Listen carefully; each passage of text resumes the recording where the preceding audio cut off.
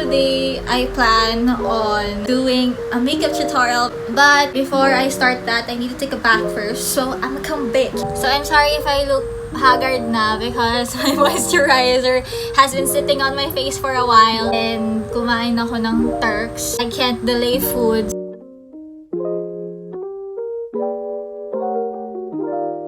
Hello, I'm back. I usually start my makeup with concealer. I put it on my forehead, like the high points of my face, and then I let it sit to like set because sabi nila, when concealer sits on your face for a very long time, more coverage. So that's what I do. So let's just do that, you know. And we blend. I usually leave the under eyes for later kasi nauna ko yung eyeshadow and then concealer for the under eye. So I'm just gonna blend the concealer on my eyes first. So now, start with eyeshadows, and this eyeshadow palette is sponsored by my cousin. You know who you are, Thank you!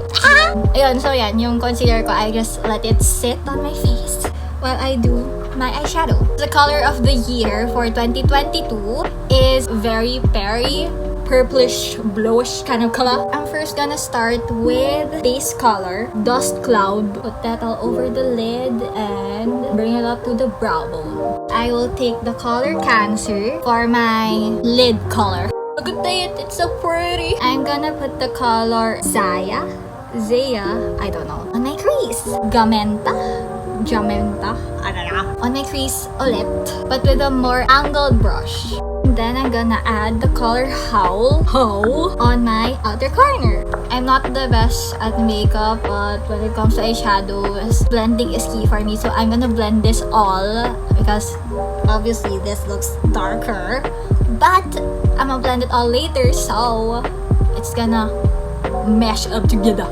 A good old blending brush is your best friend when it comes to eyeshadows because, you know, a bad eyeshadow will look good once you blend everything seamlessly. So we're gonna blend that and hopefully it looks good, okay? And when you blend your eyeshadow with a light hand only, because you don't want to ruin your eyeshadow, even though in my case my eyeshadow looks awful. But anyways, makeup is fun.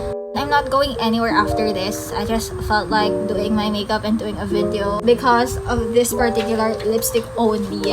Alam ko, hindi ko to magagamit. And galing to sa mom ko, binigay niya na sa akin kasi hindi rin magagamit. So, binigay niya sa akin. Ako rin, hindi ko rin magagamit kasi nga violet, di ba?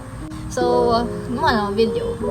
And I can move on with concealing my under eyes. I can blend my other concealers because nakaset na sila sa face ko. So, blend with me. And I just touch up some spots that are still kind of visible.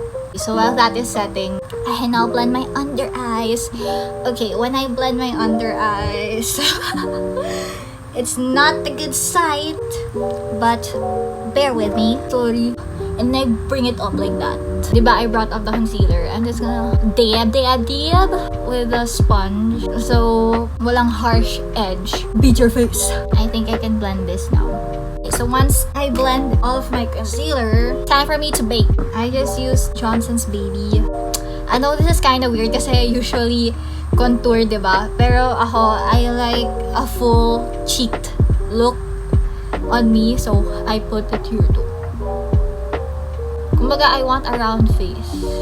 So, ito lang, hindi ko alam yung mga pinagsasabi ko. Hindi naman ako makeup artist, pero it works for my face. So, that's what I keep on doing. So, when I bake my under eyes, I look up if I can. Because it avoids creasing. It's scary because sometimes I poke myself in the eye. So, I can't help but look at the mirror. But if you can't, look up. Look up! I also put it here. Basta bumuha tayong espasol after this. Pero tatanggalin naman natin yan. It's not permanent. You don't have to worry, okay? But yeah, that's just how I do my face. It's kind of weird, but it works for me. Next, I will be contouring my nose. I'm just gonna take this shade, yung Sophie. This brush, by the way. Paintbrush siya na never nagamit. I was like, you know what? We need to put this to use. So I just use it for my makeup. Doctor, i-blend ko rin to. Basta nag-iiwan ako ng line. Diyan. I stop at the middle of my nose. Also here, sa baba. And then I also contour here. Just a little.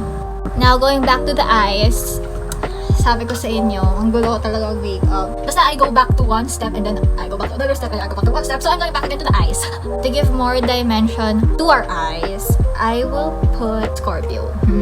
I'm just gonna put that on the ball of my eye. It will give illusion. Dimension pala, charot. And to bring in light, yung howl for my eyeliner. I bring my eyeliner until the corner of my eye. And then, I slightly wing it. Hindi ko alam kung nag-show up siya, but I still do it. This is bad for the eyes. I stretch my eyeball. And then, yeah, I just follow the line here and like shade it. See? Like, hindi ko alam kung may difference ba, but I still do it. So now, I think I can sweep off my under eye so I can finish my eye makeup. And when I sweep, I always look up then because it helps then to prevent creasing of your umbrella. I'm gonna put this to keep it festive pa rin when I put shadow on my lower lash line. I usually stop dito sa end of my eyeball to prevent my eyes looking closed. Para mukhang open pa rin and awake. So, that's what I do. I'm gonna highlight my inner corners. It looks like you had sleep even though it didn't sleep. A wink, Nova. I put like 3 layers of makeup on my inner corner to like make it pop out. Kinuha ko lang to sa dresser ng mom ko kasi wala nang mascara. She uses Nichido. Mascara is my favorite part of makeup. I really put my time and effort in mascara. Pag kunyari everyday ganon. Yung natural look, isang swipe lang na madami na ganyan.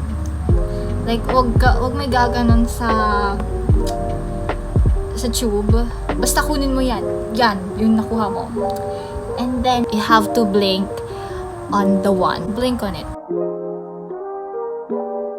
As I put it on the ends. Okay, so that's the first coat. And we will build it up later. Let it dry. So while you're waiting for the first coat dry, tatanggalin ko na yung bake. And I almost forgot to blend. Okay, I'm gonna blend it later. Ay, hala. Pag ganyan, kasi didikit siya sa ilong. So, bawasan yan. Okay, second coat, same. I think I'm gonna do up to 3 coats and then the 4th coat, parang touch up lang. And then, we let it dry again. And when I blend my nose contour, I like bring it to my eyebrows. The 3rd coat, tada! And then, we're gonna touch it up. If you want like a false eye look, damihan nyo yung coats. And then, let it dry. And then, put it on again, let it dry. Ganun lang. And then, to, yung last coat, yung parang touch up na lang pag kunyari nagka-clump. Pero so far, this mascara hindi naman nagka-clump. It's a nice mascara. Get it! Okay, so of course, I'm just letting that dry ulit. So I'm just gonna move on to my lips. Mattify mo yung lip balm mo, girl. I'm gonna put this lip stain. It's violet from H&M Cosmetics. Vibe. Shake, shake, shake. Shake, shake, shake. Shake, shake, shake. Dib, dib, dib, dib, dib, dib. Work fast because it dries fast. And now, one last touch of the mascara. Touch up nyo lang yung mga parts na halang ni touch up. Like some eyelash that you missed. So now we can move on with the lips. I'm kind of excited because I haven't tried full-on violet lips. This is by Bilena. Vivid Violet. Oh, legit na violet talaga. I'm gonna outline my lips first. Lagay mo yung pinky mo for balance. Just pack. Got that from Michelle Fan. Oh! Kyle Jenner. Just gonna blend it first inward. I wanna fill my whole lip because it's violet and I don't have a violet lipstick. So I just wanna use this as a lipstick instead. Sa camera, hindi siya mga violet. Pero dito mukha siyang violet. Like in real life, it looks really violet. When I do my lips, I like to blur my lip outline. So I just do this. It's time to set my whole face. I use this to set. Don't forget the jawline, neck. Don't forget your hairline. With another clean brush, just sweep off the excess powder so you won't look as cakey. I don't fill in my brows, I just brush it kasi Na-trauma na ako. Long story short, nagka-time ako in my life na nalagas yung eyebrow hair ko dahil I used to do eyebrows before. When I started to discover makeup and when I started to use makeup. And ayun, na-experience ko malagasan ng hair, na eyebrow hair. And it's not the most fun time in my life. That traumatized me, and after that I just let my brow hair grow, and then yun lang, I always brush them. And since I don't fill in my brows, I make sure na perfect yung pagka-brush. I highlight with a whitish highlighter, sa brow bone lang. I use my finger kasi mas shiny siya. I also put it on my Cupid's bow, gold-based color on the bridge of my nose. And also here.